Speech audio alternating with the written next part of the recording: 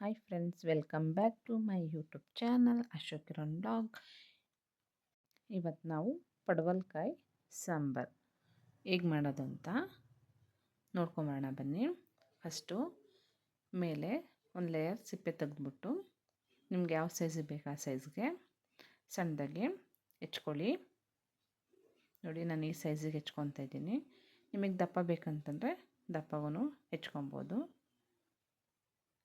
ಈ ಸಾಂಬಾರಿಗೆ ಹಾಲೆಲ್ಲ ಹಾಕಿ ಮಾಡ್ತಾರೆ, ಬಟ್ ನಾನಿವತ್ತು ಹಾಲು ಹಾಕ್ದಂಗೆ ಮಸಾಲೆ ರುಬ್ಬಿ ಹೇಗೆ ಮಾಡೋದು ಅಂತ ತೋರಿಸ್ಕೊಡ್ತೀನಿ ಬನ್ನಿ. ನೋಡಿ, ನಾನು ಒಂದು ಪಡವಲಕಾಯಿ ತೊಗೊಂಡಿದ್ದೆ. ಖಾರಕ್ಕೆ ಏನು ಬೇಕು ನೋಡ್ಕೊಂಬರೋಣ ಬನ್ನಿ. ಸ್ವಲ್ಪ ಕಾಯಿ, ಸ್ವಲ್ಪ ಶುಂಠಿ, ಒಂದು ಈರುಳ್ಳಿ, ಕೊತ್ತಂಬರಿ ಸೊಪ್ಪು, ಬೆಳ್ಳುಳ್ಳಿ, ಖಾರದ ಪುಡಿ, ಧನಿಯಾ ಪುಡಿ, ಅರಿಶಿಣ, ಸ್ವಲ್ಪ ಜೀರಿಗೆ,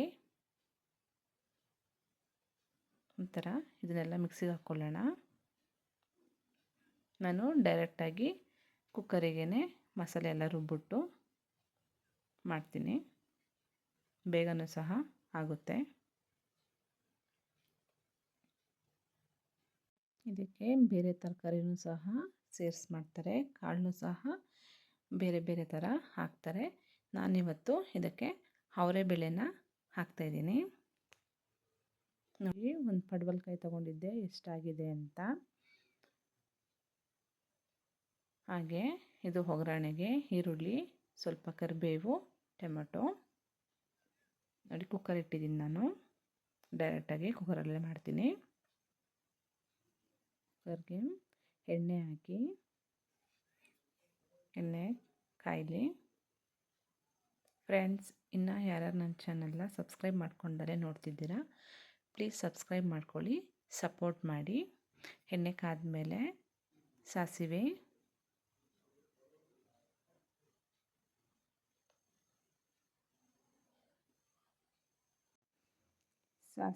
ಚಿಟಪಟ ಅಂದಮೇಲೆ ಸ್ವಲ್ಪ ಕರಿಬೇವು ಸೊಪ್ಪು ಹಾಕಿ, ಕರಿಬೇವು ಆದಮೇಲೆ ಒಂದು ಈರುಳ್ಳಿ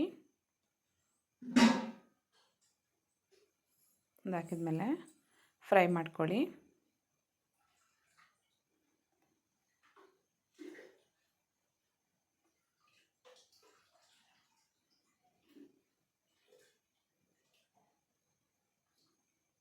ನೋಡಿ, ಈರುಳ್ಳಿ ಫ್ರೈ ಆಗಿದೆ. ನಂತರ ಟೊಮೆಟೊ ಸಹ ಸೇರಿಸ್ಕೊಂಬಿಟ್ಟು ಫ್ರೈ ಮಾಡ್ಕೊಳ್ಳಿ.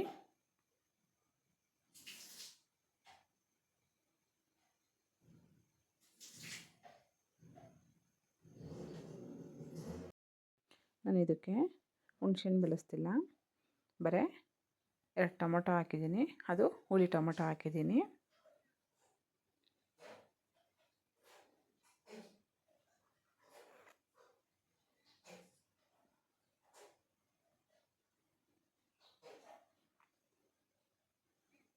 ಟೊಮೊಟೊ ಸಹ ಫ್ರೈ ಆಗಿದೆ.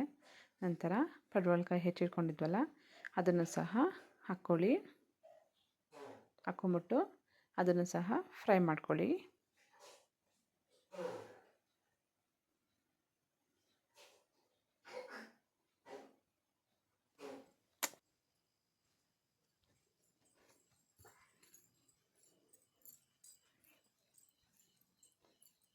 ಒಂದು 5 ನಿಮಿಷ ಫ್ರೈ ಮಾಡ್ಕೊಂಡಾದ್ಮೇಲೆ ನಂತರ ರುಬ್ಬಿರೋ ಮಿಶ್ರಣ ಸಹ ಸೇರಿಸ್ಕೊಂಡು ಫ್ರೈ ಮಾಡ್ಕೊಳ್ಳಿ. ನೋಡಿ, ನಾನು ಇದಕ್ಕೆ ಯಾವುದೇ ಥರ ಕಾಳು ಬೆಳೆಸ್ತಿಲ್ಲ. ಮತ್ತು ಕಾಳು ಬೆಳೆಸ್ತಲ್ಲ ಹೆಂಗಪ್ಪ ಅಂತ ಅಂದ್ಕೊಬೇಡಿ, ಅವರೆಬೇಳೆ ಸೇರಿಸ್ಕೊಂಡು ಸಾಂಬಾರು ಮಾಡ್ತಿದ್ದೀನಿ. ನೋಡಿ, ಅವರೆಬೇಳೆನೂ ಸಹ ಸೇರಿಸ್ಕೊಂಡು ಅದನ್ನು ಸಹ ಫ್ರೈ ಮಾಡ್ಕೊಳ್ಳಿ.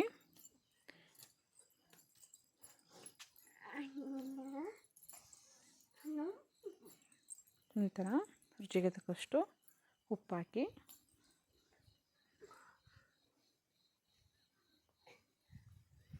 ನಿಮಗೆ ಕನ್ಸಿಸ್ಟೆನ್ಸಿ ಯಾವ ಥರ ಬೇಕು ನೋಡಿಬಿಟ್ಟು ಮಾಡ್ಕೊಳ್ಳಿ. ತುಂಬ ತೆಳುನೂ ಮಾಡ್ಕೊಬೇಡಿ, ಒಂದು ಮೀಡಿಯಮ್ ಅದಕ್ಕೆ ಇರಲಿ.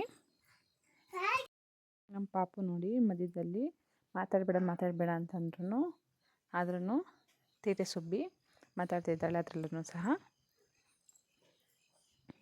ಈ ಸಾಂಬಾರನ್ನ ಒಂದು ಸತಿ ಅವರೇ ಬೇಳೆ ಹಾಕ್ಬಿಟ್ಟು ಟ್ರೈ ಮಾಡಿ, ತುಂಬ ಚೆನ್ನಾಗಿರುತ್ತೆ. ಇದಕ್ಕೆ ಹಾಲೆಲ್ಲ ಹಾಕಿ ಮಾಡ್ತಾರೆ, ಬಟ್ ನಾನು ಹಾಲು ಹಾಕಿಲ್ಲ. ಖಾರ ರುಬ್ಬಿಟ್ಟು ಒಂದು ಸತಿ ಟ್ರೈ ಮಾಡೋಣ ಅಂತಂದ್ಬಿಟ್ಟು ಟ್ರೈ ಮಾಡಿರೋದು. ನೋಡಿ, ನಾನು ಈ ಕನ್ಸಿಸ್ಟೆನ್ಸಿಲಿ ಮಾಡಿದ್ದೀನಿ. ಸಾಂಬಾರು ಸಹ ರೆಡಿ ಆಯಿತು, ನೀವೇ ನೋಡ್ತಿರ್ಬೋದು. ಈ ಸಾಂಬಾರು ರೆಸಿಪಿ ಇಷ್ಟ ಆಗಿದೆ ಅಂತ ಭಾವಿಸ್ತೀನಿ. ಇಷ್ಟ ಆಗಿದ್ದರೆ